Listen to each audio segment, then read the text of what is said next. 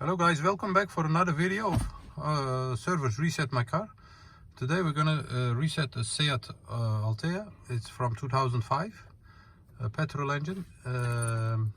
Before we start, I want to mention our YouTube channel. That's Service Reset My Car. We do all kinds of services for all model cars, and we can reset all cars by hand. So if you have any questions about how to service reset any model car, you can leave a comment in the comment area.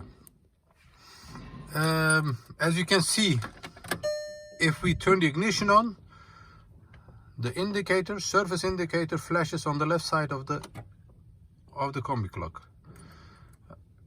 Okay, we turn the ignition off, we press this button,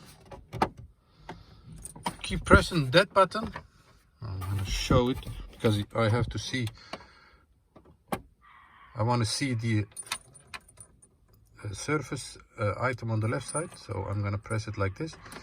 You keep pressing that, you can hold it. Now you see that the surface item on the left side is not flashing, so we are on the right way. Yes, once we have done that, so again,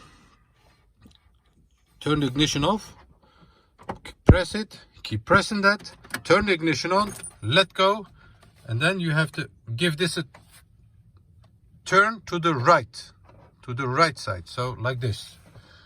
So when it's not flashing, you just have to turn it to the right once, and then it automatically disappears.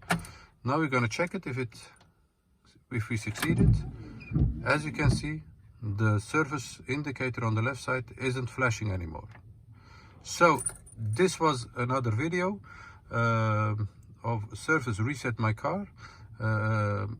If you want to help us, subscribe to our channel, and we do all kind of services for all model of cars.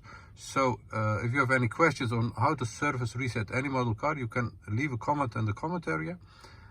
Thanks for watching. See you next time. Bye bye.